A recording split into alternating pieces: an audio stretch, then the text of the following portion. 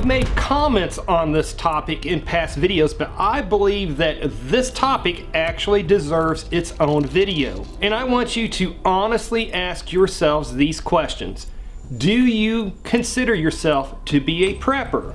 And then if so, do you have any food put back? And have you actually hands-on learned any actual survival skills? And I ask these questions because if you actually consider yourself to be a prepper, but you don't have any food whatsoever put back, and you have not actually went out and done any hands-on learning of any prepping and or survival skills, and all you have done is put back guns and ammo and gear, I do not believe that you are a prepper, but you are actually a marauder in the making. Whether you realize it or not, after SHTF and the grocery stores are stripped bare, sooner or later you are going to get hungry. And once your stomach starts grumbling, and as the old saying goes, once your belly button starts introducing itself to your backbone, you are going to realize that you are going to have to do something so that you don't starve to death. And then, because you have not put any extra food back, and because you have not hands-on learned any survival skills, you will then realize that you will then be forced to make that decision that you are going to have to use your guns and gear to forcibly take supplies from the people who have. And folks, when I talk about learning survival skills, I'm not talking about just reading about them or just watching YouTube videos on them. I'm talking about actually physically trying and attempting and practicing as many of these survival skills that you can. Now folks, I completely understand that a lot of preppers out there don't prep for a complete grid down scenario like I do. That, you know, there are a lot of preppers out there that only feel the need, and this is okay, but they only feel the need to prep for natural disasters, something that would wipe the grocery stores out or stop the delivery of goods for 2 to 3 weeks or something like that, and that is completely understandable. So I'm not going to sit here and say that anybody that doesn't have a full year's worth of food is a marauder in the making.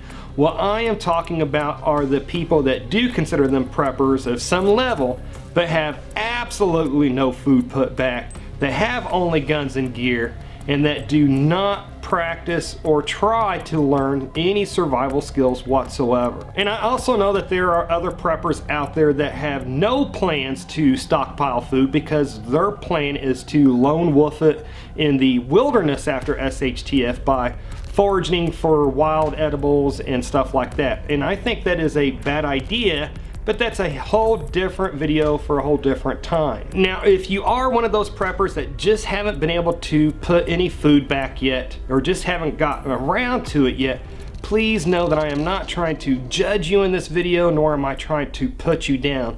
All I am trying to do in this video is just kind of light that fire or light that or hit that spark just to let you know that if you only stockpile guns and gears and you are not putting food back, nor are you learning survival skills, you are inadvertently making yourself a marauder in the making. Now, I also realize that many of you are on fixed incomes and you are not able to run out and buy a whole bunch of food to put back. So again, I am not going to sit here and say that anybody that doesn't have a year's worth of food is not actually a prepper. But even if you are poor, you should at least, for I think $14 if my math is right, be able to at least put back 2 weeks worth of ramen noodles. Also, a 50-pound bag of white rice, which has about 80,000 calories in it, is only going to run you about 25 bucks. And then 50 pounds of beans, which will have right around 76,000 calories in it, will run you about 50 bucks. So if my math is right, and again, math is horrible for me, but if my math is right, for about $89, you can have about 156,000 calories worth of food, and I don't think that's even counting the ramen noodles, and that will easily feed you for 2 months. Now, I know many of you can't afford to run out and spend the $89 all at once, and that is perfectly understandable. what you simply do is the first chance that you get, you go out and you buy the $14 worth of ramen noodles. And then on your next paycheck, then you go out and spend the 20 bucks on the bag of rice. And then on the next 20 bucks that you get, then you buy $20 worth of beans. And then on the next one, the next $20 worth of beans until you get that 2 months worth of food put up. And then folks, even if you live in a small apartment where you can't have a garden and things like that, you can still at least practice growing herbs or microgreens on by sunny windowsills. You can practice sprouting seeds.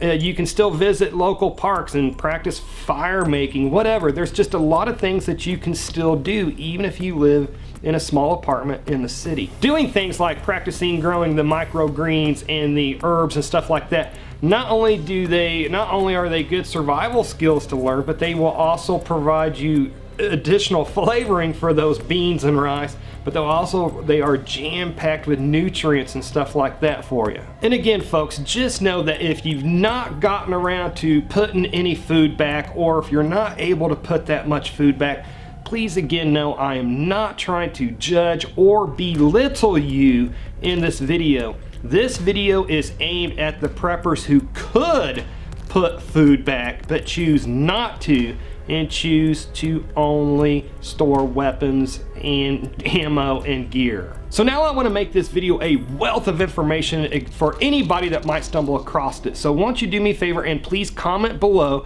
what are some really other super cheap options besides ramen noodles that a prepper could put back on the dirt cheap, so that somebody that is on fixed income can actually put some food back. And if you ever wondered if a solar oven or a sun oven would actually work in the winter time or not, then click on the video that should be appearing at the top of the screen just about now to see where I actually cook a loaf of bread in the middle of winter surrounded by snow. And if you would like to learn just how easy you can grow herbs that will give you extra nutrients plus really flavor your food after SHTF, then click on the video that should be appearing on the right side of the screen just about now to learn more about that. Anyways folks, if you made it this far, hey, thank you very much for watching, and I pray that you have a good night.